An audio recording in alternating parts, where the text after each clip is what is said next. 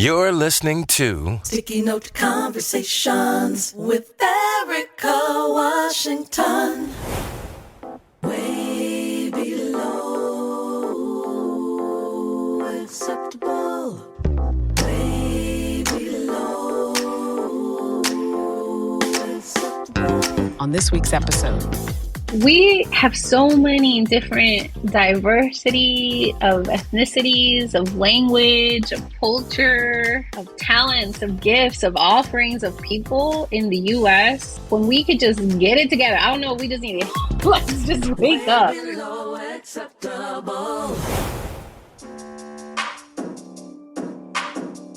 Hey there, Sticky Note listeners.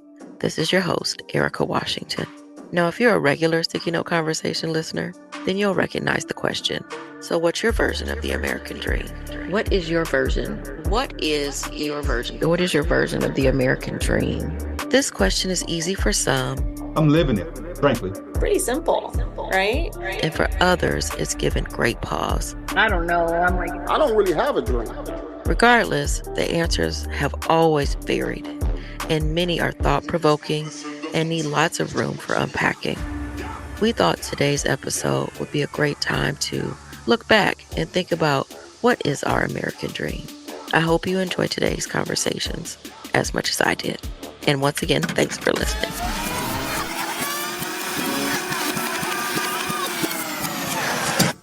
We recently spoke with Carrie Gordy, the multi-hyphenate producer of nearly every form of entertainment. Most recently, the documentary Sunday Best, the untold story of Ed Sullivan.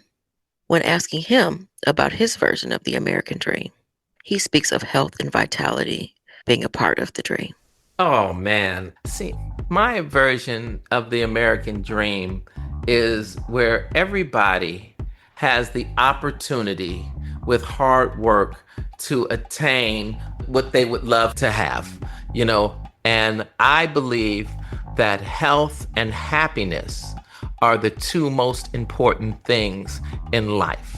And I think that if you have the ability to achieve health and happiness, then everything else is achievable if you have the right foundation in place. Your parents have to give you that, because I believe that any day or hour that's wasted in the negative is wasted time, because we only have a finite amount of time in life. If you use that time for negativity, you've wasted an opportunity. You may remember a recent conversation with Dionne A. Johnson.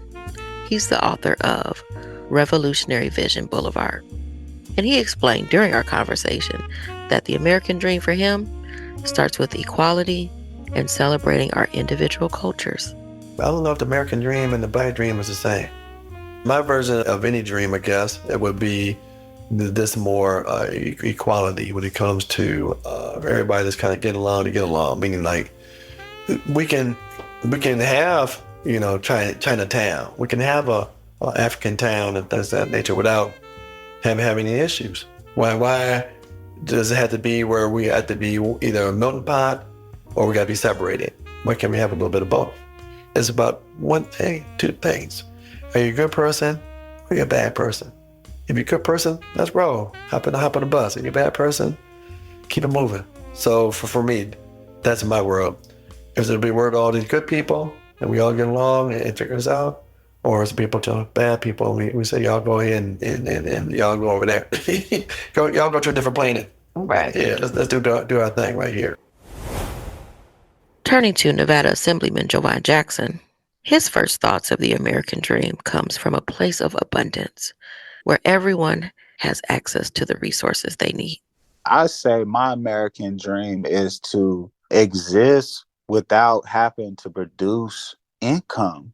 And we live in a world, if you stop working, you almost cease to exist. You're not able to support yourself. You're not able to support your family. You're not able to get a home.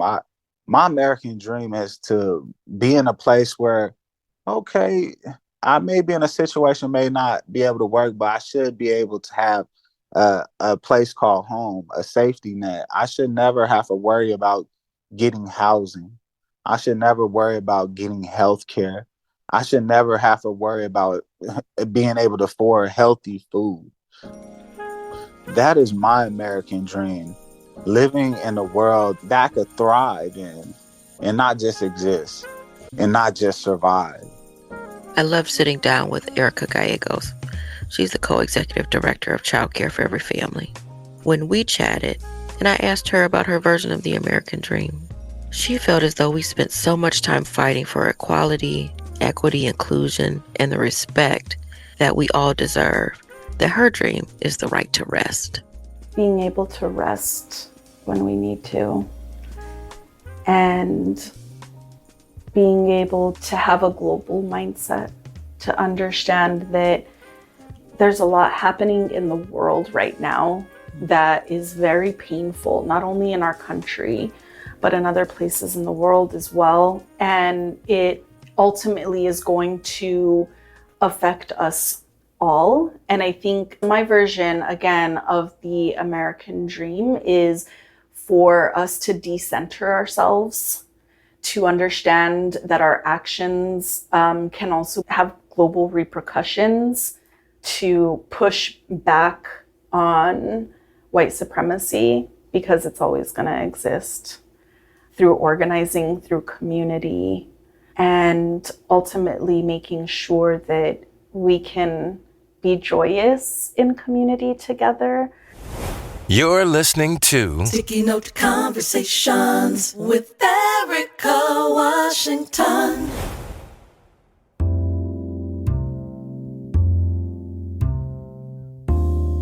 Youi Wynn is a Nevada assemblyman, an immigrant, father, a husband, and he dreams of a commitment to hope. American dream for all of us is different. But for me, I can tell for myself is that, growing up in a war-torn poverty country and coming into the United States, I know that I have so much blessing more than so many of my peers and people my age back in Vietnam. So that American dream, go back to the one word that is, I think, could describe as well, is that American dream is about hope. And I think once we have the hope, once we have that commitment to always put hope in the front, then we can truly move forward as a society and as the human race. And that's something that I strive every day to provide hope for everything that I'm doing.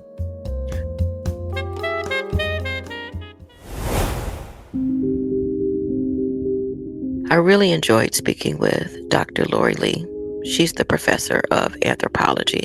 And when I asked her about her version of the American dream, she doubled down on the collective and insistence upon the we instead of I. So I would like the American dream to transition, instead of looking at traditionally the way it was, anybody can work hard and be successful and become anything they want to.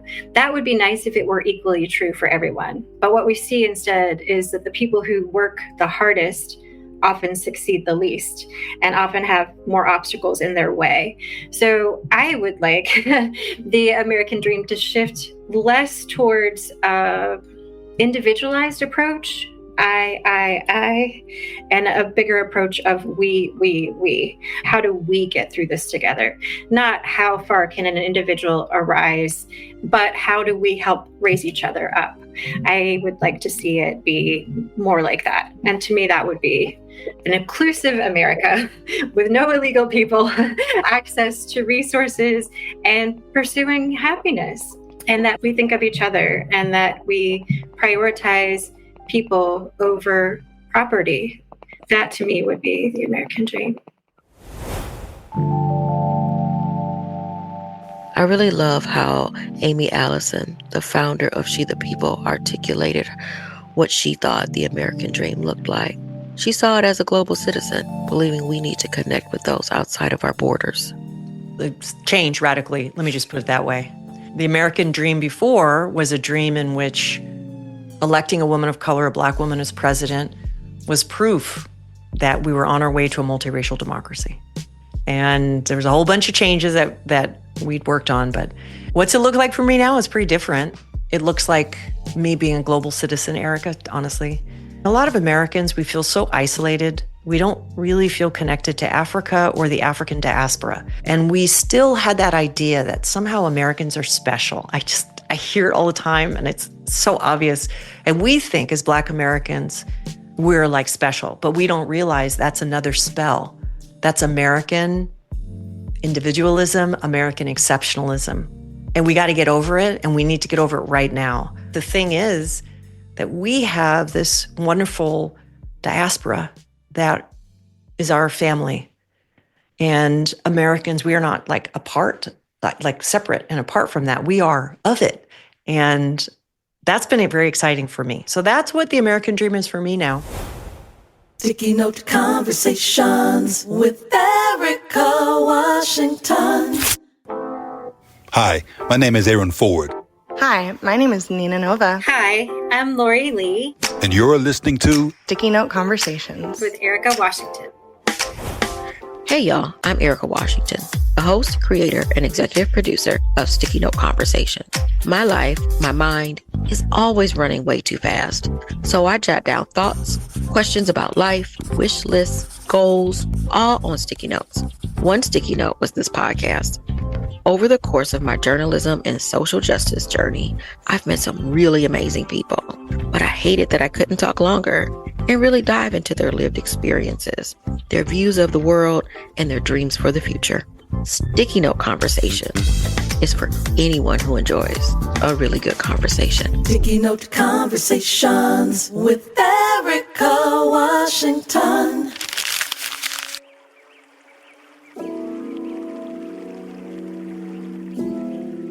Deborah Porter is an American expat, and she sees her version of the American dream a little different. She's not even sure that she has one, but she does know for her, an American dream meant safety, but she felt like she needed to leave to find it. I don't think I have an American dream. I really don't, not any longer. I think that the delusion that I feel like that we've all lived under is not attainable, or at least not sustainable. And it keeps us again on this hamster wheel of spinning and wanting more and spending more and shopping and acquiring and being consumers. And we've lost community. You know, I go back to comparing the Panamanian people and the mindset of community and the greater good, and we've lost that. I often say that Panama is like America used to be in the South, where people speak and they look out for each other and they're concerned about their neighbor and those kinds of things. And we don't have that anymore. So I don't know that I necessarily have an American dream. Now I think more globally, where can I do the things that I'm passionate about and live in a world where I don't live in fear and anxiety? And the US for sure is not that place. Sincere Altel, a businessman and community youth mentor, believes his American dream is rooted in his son's success. I'm already living a dream. I got out of prison. I came home. I got myself together. I'm not trying to go back to what I came from. So I share with you, returning to poverty is my truest fear. But having money is like the gift and the curse. You know, doing well financially killed me because, in all honesty, nobody who comes from where I come from really made it. So I don't know a lot of people who have really done well personally. The few friends that I have that have done well, we all struggling. I've never seen anybody who had anything who didn't struggle. So I don't really have a dream. You know how they say I'm vicariously living through my son. My dream is for him never to experience my struggles. I only work for him right now. If I didn't have my son, I more than likely wouldn't care about having no job or nothing like that. I was straight, but he is my son is my American dream.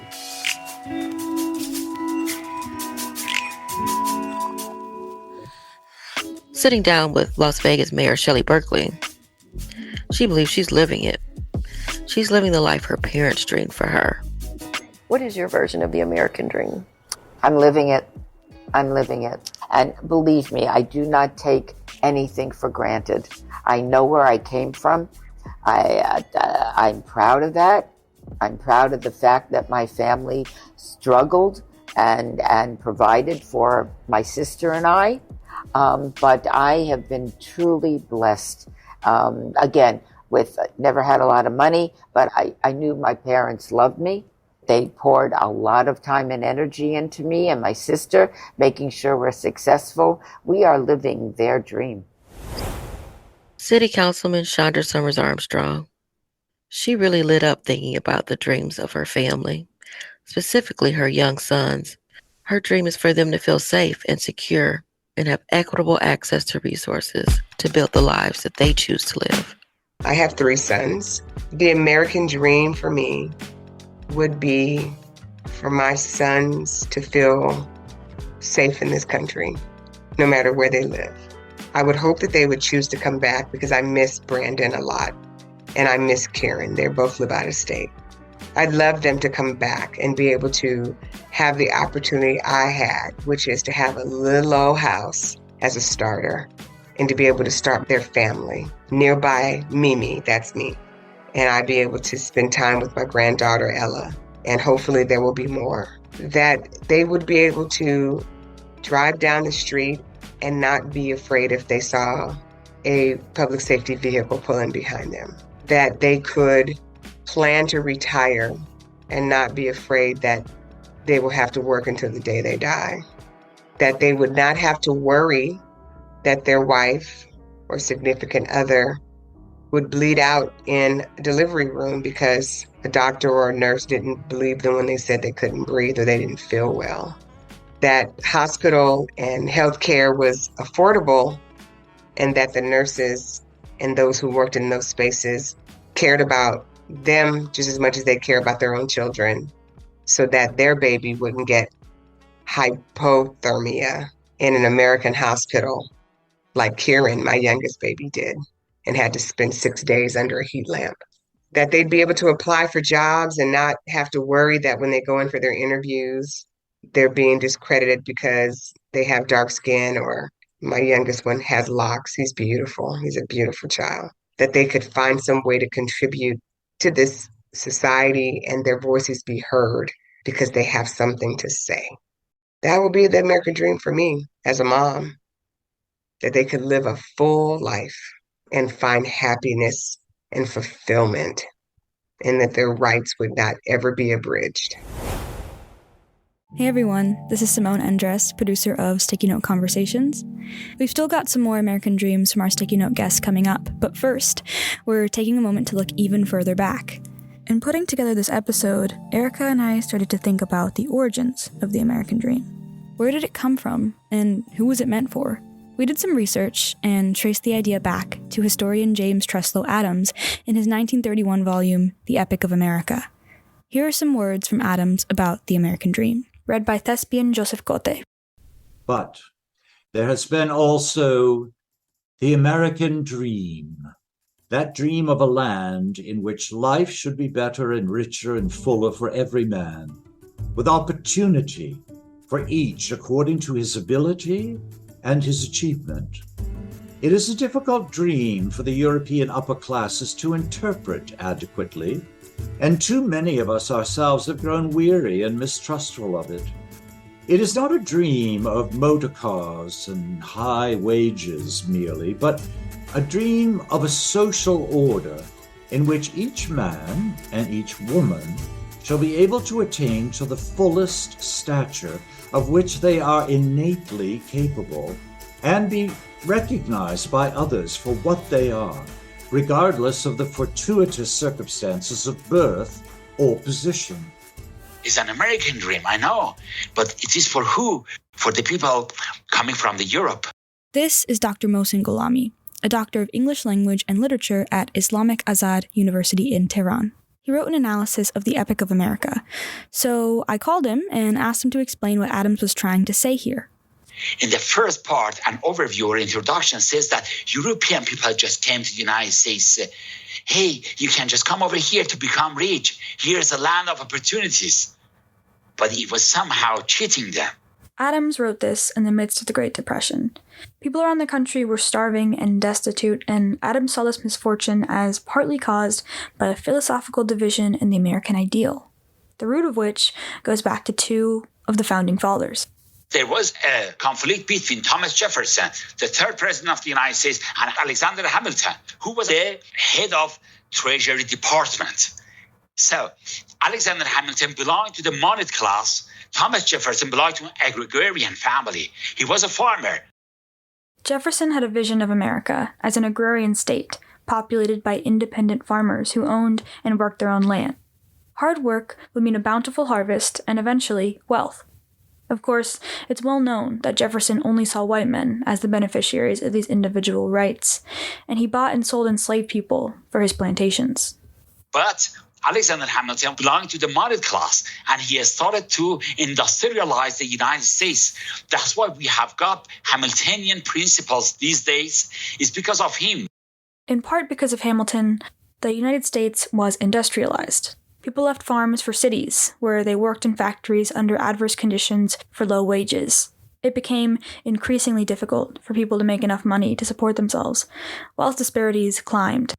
All America was about slavery and mastery. 20% were masters, 80% were slaves. How could it be possible for you? Can any slaves be a master? Is it possible? Technically feasible? Dr. Gholami said Adams wanted to give people the hope to try. He was just going to encourage people that you can be one of the moneyed class. But this transition is really hard. He said that it's almost impossible for you to become or to belong to the moneyed class. But he encourages people. The wealth gap has significantly increased since the 1930s, and skepticism toward the American dream has grown as a result. Plus, it's been almost 100 years since Adams described his vision of America. At the time of his writing, the United States was still segregated. Women had just been granted the right to vote 11 years earlier. It's not clear if by everyone, Adams really means everyone. I called Dr. Brandon James Render, a history professor at the University of Texas, El Paso, to ask him what he thought. I don't think that he had people of color in mind, but I think that if he did, it was really more of like an assimilationist dream where we sort of move beyond those differences. And so I think that there's an element of colorblindness that works within the American dream. And I think that that's part of the reason why so many people have been critical of the American dream, because it forces you to leave behind a lot of the things that you've known, a lot of parts of yourselves, and a lot of part of your identity in order to engage in the popular idea that we think of as the American dream. But even if James Truslow Adams didn't have them in mind, communities of color have reckoned with the American dream since the term was coined. I think about Black Americans in the 1960s in particular as being evidence of that, because if you look at someone like Martin Luther King Jr., we usually cut this part out of his speech, but he says, I have a dream. I still have a dream. Yes. It is a dream deeply rooted in the American dream. I have a dream that one day this nation will rise up and live out the true meaning of its creed. We hold these truths to be self-evident, that all men are created equal.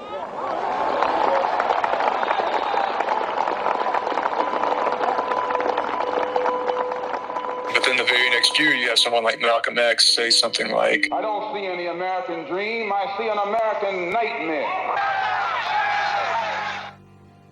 And so at that level, you have two competing versions or two competing interpretations of the American dream. But then you also have much more nuanced versions of the American dream as well, kind of like James Baldwin's description of the American dream and saying that really your understanding of the American dream depends on where you're at in the world. I am one of the people who built the country.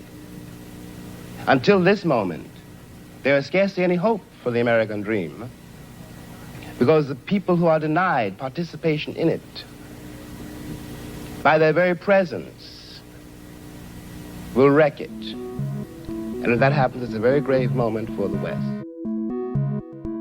And so you kind of see how the American dream takes on different meanings. And so it's really something that doesn't mean Black Americans are either wholeheartedly accepting or wholeheartedly rejecting. It's actually something that's much more interesting and I think much more valuable to the way that we understand the American dream. The American dream would be useful, but something that positions the American dream as a critical point of interrogation, where it becomes kind of like an orientation point for people to understand their experiences and the conditions that they live in. It would be much more useful to understand it from that perspective. One group of Black Americans that interests Dr. Render particularly in thinking about the American dream is Black farmers. They've taken on Jefferson's ideal that originally didn't consider them and made room for themselves inside of it. Farming, in a sense, is a job that kind of points towards broader notions of the American dream. I'm thinking about mostly individualism and self-responsibility, how owning your own land, being able to develop your own crops or to raise your own livestock is a way to sort of engage in that individualism, because owning your own farm gives you a lot of freedom. Thinking about this individualism component has been really important for me, because after slavery, this is a way for Black farmers to own land, to be free of the corporate farming and sharecropping system, essentially the recreation of plantations that existed during slavery.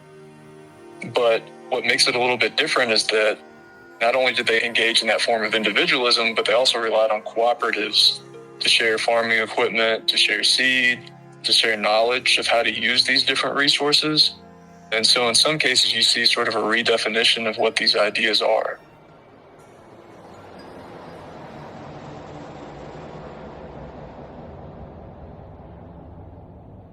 Thank you to Dr. Mohsen Gholami and Dr. Brandon James Render for helping me out with this. And now let's continue the conversation. Nevada Attorney General Aaron Ford says he's living his version of the American dream. I'm living it, frankly. It's interesting. I come from a neighborhood that didn't have a lot. I didn't have a lot. I wasn't expected to get out of it. Some of my friends are in jail. Some are dead. Some were, undiagnosed schizophrenics that ultimately went on to do some horrendous things, right? I mean, I know what living in poverty looks like. And here I am on the backside of 5 degrees, having received support at times in my life when I needed it from the federal government, for example. Talk about the Department of Education. I went to Project Upward Bound, a national TRIO program for poor kids like me who didn't otherwise have opportunities to prepare themselves to matriculate into college. Thank goodness for that, right? I had a baby in college and had to get on welfare. And thank goodness that it was there because it helped me. And now I got 3 sons and a nephew who are active social agents in society who are contributing members. And I believe that the story of my life and now the next generation of Fords, as they pursue their lives, is an indication of what the American dream can look like, even if it's only my version of the American dream. Alicia Contreras, the executive director of Corazon, Arizona, she thinks of democracy, choice, and softness when she thinks of the American dream. I'm going to try to lean into what is my hope, right? What is my hope for the American dream? I really do hope that we could be as close to a utopia or a beloved community on Earth and in a democracy that's working for all of those, right? I want to see that for myself, right? I don't have any kids yet. We haven't birthed a child, then maybe we'll adopt a child, who knows?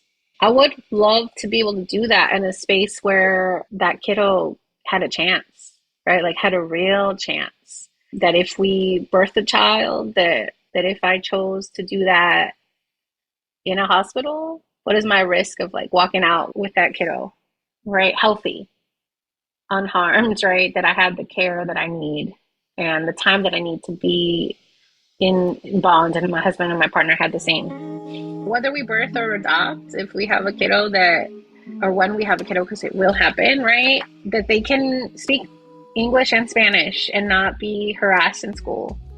That they can choose to practice faith or not and respect others and be kind be kind, you know, they don't have to be perfect, but be good, kind human beings, and that they're in an environment where when they go to school, I won't have to worry if they get a racist teacher that just don't like them because their dad speaks with an accent and they may or not, you know, have Spanish as their first language.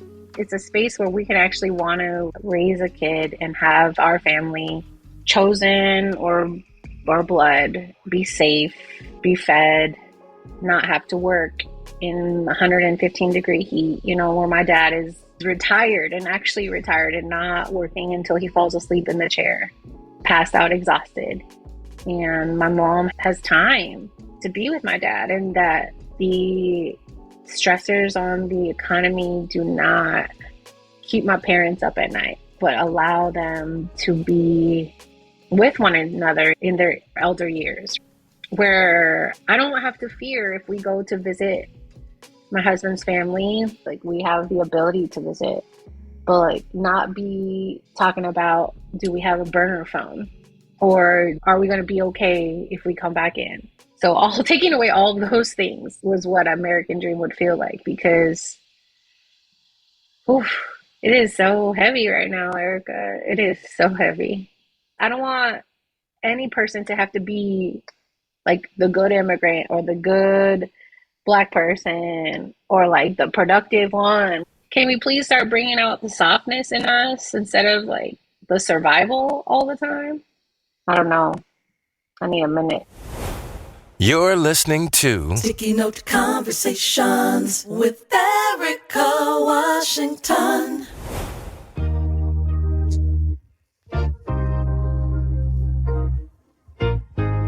Alvin Hill, an entrepreneur, father, and podcaster, he believes it's all about freedom. My version of the American Dream is no different than most other people's version of the American Dream. When I was in the streets, it was a little different. It was like Tony Soprano or Scarface or one of those guys. It was like, look, we're going to be at the top of the food chain and doing this. But now I realize that it's freedom. Freedom in time, freedom in space, and the freedom financially to be able to do what I want to do. Like, you just want the freedom to be able to put together whatever your mind can come up with. Lucy Flores is a former lawyer, Nevada Assemblywoman, and the CEO and co-founder of Luz Media. She believes that the root of what American ideals were founded on is a dream we should try and bring into fruition. My version of the American Dream, I think, is the version that was sold to us.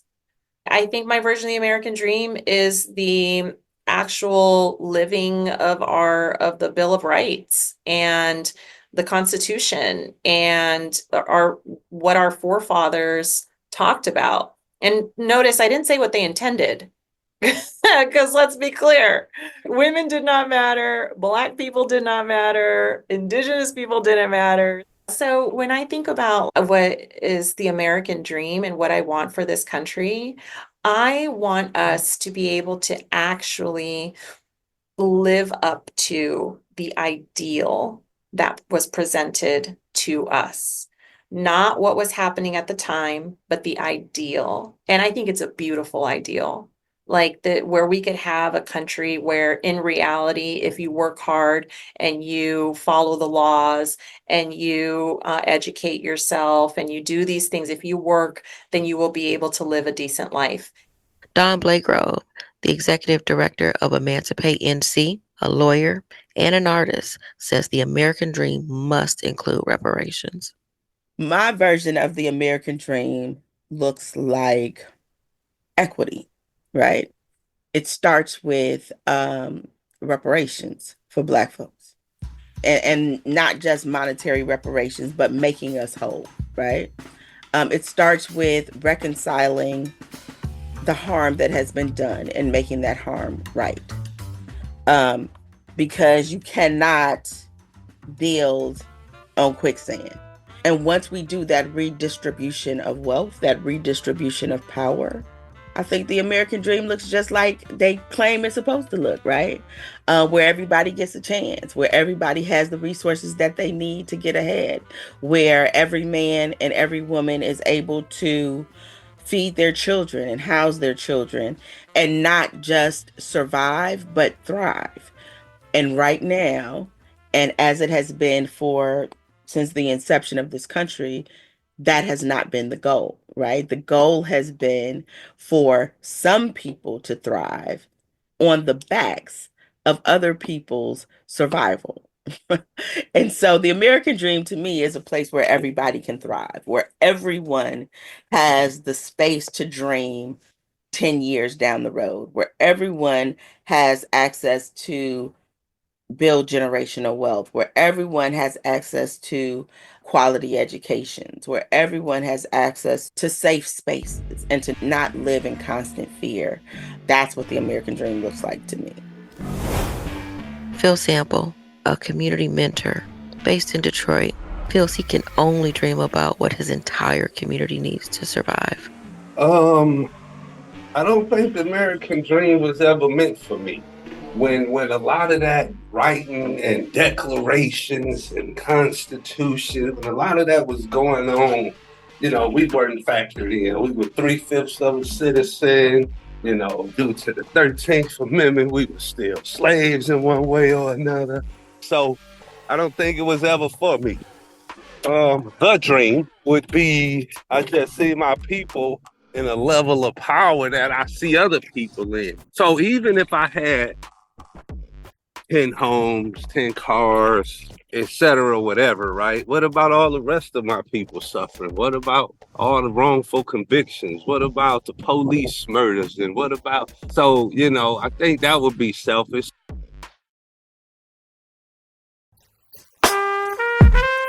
Hey there, Sticky Note listeners. This is your host, Erika Washington. I hope you've been enjoying all of these episodes of Sticky Note Conversations as much as I've had creating them. Creating a podcast was a longtime dream of mine, and I'm so privileged and excited to be able to do this and bring you new conversations weekly. However, Sticky Note Conversations, like any other podcast, is not free to make. It costs nearly $100,000 a year to produce both Sticky Note Conversations and American Dreams Reproductive Justice. It is my dream to continue doing this and to grow it, make it bigger, make it better, talk to more people, talk to some folks outside of the country. I want Sticky Note Conversations and American Dreams Reproductive Justice to tell the stories that you want to hear. But we need your help. If you find it in your heart to donate, please go to makeitworknevada.org and click the donate button.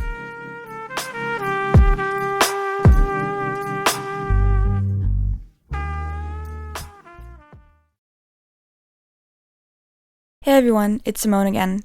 If you've just joined us, we're going over our guests' American dreams from the last season of Sticky Note Conversations. I'm going to introduce these last few guests. This is Emily Ross. She talked with Erika about her experience being bit by a shark and her tips for ethical tourism. I lived so many places and I had to get visas and things like that. But girl, I'm able to go wherever I want, whenever I want. And no one else can do that. Like, dating folks and being involved with like having friends from other countries, they can't come to the United States without getting like their blood drawn and having 12 people prove something and having $3 million in their bank accounts. These are all over exaggerations, but just insane things. And I think that that's really unfair how we've created this visa system. So people from other countries need a visa to visit the United States, but some countries don't and some countries do. And I know it has a lot to do with international trade, but these are human beings. They aren't trade. They aren't commodities. They are human beings. We have some of the best national parks in the world. We have some beautiful things to see. And if they have the means to come, then they should be able to without visas. And I think that's a big part of what my American dream is for America, is visa-free entry, which I'm sure I'm going to get a little bit of hate for. Kelly Garrett is the mayor of Lathrop Village in Michigan. She evokes MLK Jr.'s famous speech in her vision of the American dream. Right before I came here, I was listening to this little boy say the Martin Luther King, I have a dream speech. And I said, he's in kindergarten. He was saying word for word, and I'm like, I can only take bits and pieces out of it. Yeah. But the American dream to me would be where Black and white children can play together, and that they can be judged on the content of their character, not the color of their skin. The American dream is where I can live next door to whoever I want to. Everybody has a fair shake and opportunity to do what they want. If you want to open a business, if one person go to the bank and get a loan for a business idea, this person should be able to also. The same type of education regarding credit and how do you maintain your money. Everyone should have the opportunity to learn that. Maybe you didn't learn it in your house, but there should be opportunities in every neighborhood where you can have a fair shake to be able to move wherever you want to, be able to do whatever you want to. It's just where you just be, where it was no big deal. When I grew up, we played outside. You sat on your porch. You knew your neighbors. My grandma would walk down the street and grab us up if we were doing something wrong. The police didn't converge on her and CPS came out or anything. Yeah. It was just wholesome living where you were good, that you knew that you could not live in your house or be in your house for 2 weeks dead and nobody would not notice. My American dream is where it's a sense of community. We got each other. Kwame Abdul-Bey is a politician and educator in Arkansas. He says that helping his children reach their potential is his American dream. My version of American dream, right now, I'm a father. I have a 15-year-old daughter and I have a 9-year-old son. And my American dream is that they're able to get anything and everything that they want and need. Both of them are dynamic artists. My daughter just yesterday texted me a picture of she's on YouTube teaching herself how to build puppets. And so she called me 3 weeks ago and said, Baba, I want to build puppets. I've been watching these YouTube videos and here's a list of things that I need. And I immediately purchased them and she received them 2 days later. And so 3 weeks from now, she's finished building this puppet that she built from scratch, hand stitching the clothes and everything. And when she sent me the picture of it, tears rolled down my eyes because I see her brilliance and I see the love and her passion for what she's doing. And so my American dream is to support her 100% full throttle. Call me. And, I called her mother and I told her mother, what do we need to be doing? So this morning I called the Jim Henson Foundation and sent them a picture of her puppet and they responded immediately we need to meet her. Oh, that's so great. So I'm in the process of trying to figure out how to get her to New York to meet with people at the Jim Henson Foundation. Oh, that is brilliant. What I'm hearing is that part of your American dream is to be able to supply the resources that your children need so that they can live their dreams and what that looks like unencumbered. Yes, and I want to start first with my children. Yeah. And I want to continue with all of the other children in my neighborhood and in my community and throughout the state of Arkansas and hopefully throughout America. We have to invest time and energy in the future. And we don't do that a lot. And so that's my American dream is if we want a good future, we're going to have to build it from scratch. It started as just a question. But over the course of nearly 100 conversations, I've learned that we all see America, its promise and potential so vastly different. Some believing they are living the dream, and others never really seeing themselves in the vision. As citizens of the same country, do our dreams have to be the same? And do they need to fit together like a puzzle piece? And if so, what about the missing pieces? Are those the spaces where so many fall through the cracks? It just makes me think, are we even dreaming big enough? Or is it selfish to have individual American dreams? Should we always be thinking of the collective? I think the question lies in all of us, and I think we only find the answer by continuing the conversations. This has been Sticky Note Conversations, and I hope you enjoyed today's show as much as we did. Until next time, I'm your host, Erika Washington, and this is Sticky Note Conversations.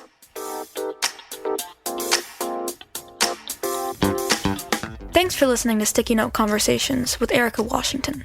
Hosted and executively produced by Erika Washington, with editing by Black Gypsy LLC and Simone Endres. Special thanks to KUNV 91.5 in Las Vegas. This show is powered by Make It Work Nevada, a project of Tides Advocacy. And a special thank you to Grove GT Teague and Eno Savad, who made our new theme song, Way Below Acceptable.